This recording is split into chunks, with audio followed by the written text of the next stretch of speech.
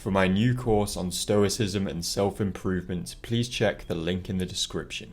In everyday life, we sometimes have a tendency to frame the act of complaining in terms of who has a right to complain versus those who do not. If a problem is deemed significant, then we have a right to complain.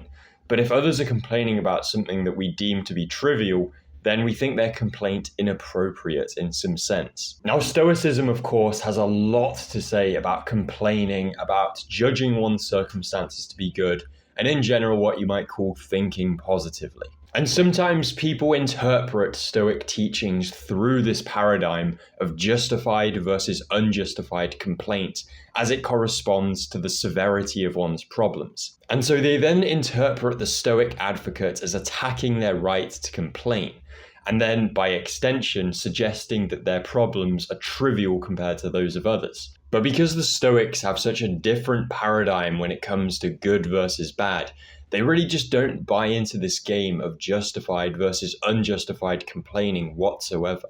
What the Stoics are instead concerned with is simply what sort of thinking and judging is prudent and proper for the flourishing of the individual. No complaint about your circumstances is ever suitable in the view of the Stoics, but not because your problems don't meet some arbitrary threshold of severity, but because it simply achieves nothing except fuel your negative interpretation of events.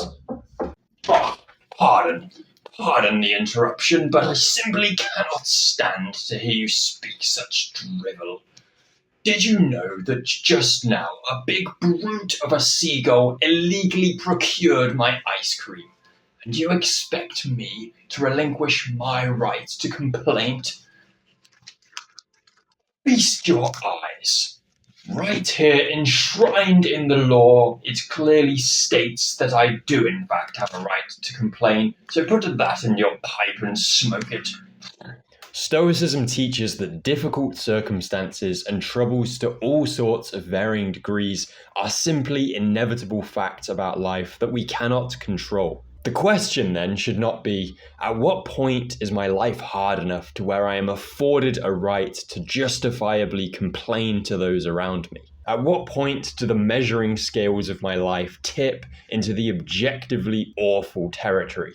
Rather, the right sort of question to the Stoics is, what sort of judgments about the events that I'm facing will best direct my character towards virtue and my mind towards tranquility? And how can I make the best use of my misfortune? Here's what Marcus Aurelius had to say in his Meditations, which were a series of journals he wrote to aid himself in his self-improvement. Whatever happens, keep before your eyes those who have borne the same things, how they were vexed and grieved and full of complaining. And now where are they? Nowhere. Then why do you choose to act in the same way? Why do you not leave these agitations which are foreign to your nature to those that caused them or are moved by them? Why are you not wholly intent on making the right use of your misfortunes?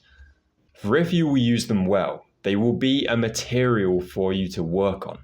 Only attend to yourself and resolve to be a good man in every act. One of the most important keys to Stoicism, which I outlined in my other video about Marcus Aurelius, is that our faculty of judgment gives us autonomy over how we judge all events that happen to us. And further, carefully controlling this so that we have an adaptive and resilient mindset is the key to flourishing as a human being.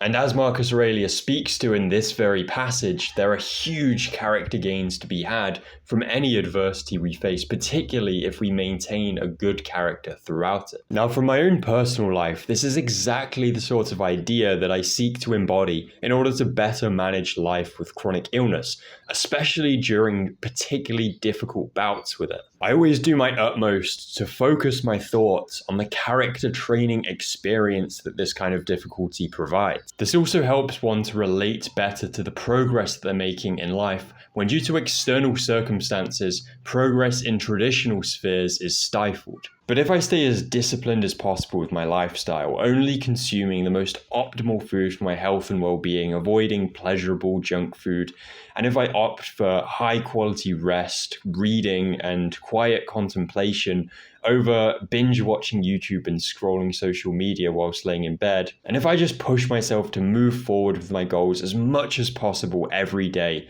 despite illness restricting me with its grotesque tendrils, then I'm going to forge temperance of steel. After all, it takes more discipline to maintain good habits and abstain from just indulging your brain's cravings for pleasure, like binge watching YouTube, when you're in that state of illness, when your brain is craving for any kind of relief, distraction, or comfort, as opposed to when you're healthy, vital, and occupied. But if you master discipline in the former state, then you'll become unstoppable if ever you get the opportunity to get back into the latter healthy state. And so to truly embody Marcus Aurelius's teachings, you have to look for how your troubles, your adversity is material for you to work on. And that way you can continue to level up your character and move forward, even if your external affairs are stifled, or if externally you have suffered a serious setback. This is far better than doing what most other people in your position do, where they complain, they judge their situation to be terrible, and they compare their troubles to those of other people and judge their own to be far worse and unique compared to what everyone else has. After all, it's always within your power to refrain from these sorts of judgments and to make the more conducive ones to your own well-being. And as Marcus Aurelius said, those people who did complain, grieve, and become vexed ended up absolutely nowhere. And so just by approaching your mindset differently to other people, you can actually also fulfill a very deep-rooted human drive that many of us experience, and something that is often stifled, externally speaking, when we suffer some sort of hardship, adversity, or setback. And that is our drive to outdo others, to be exceptional in some respect, to get beyond the average. Because you see, the fact that almost everyone else falls into complaint, becomes vexed when they suffer some sort of adversity, this presents an opportunity to set yourself apart and become exceptional just by maintaining a different mindset to that, refraining from complaint and judging your circumstances to be sufficient and good.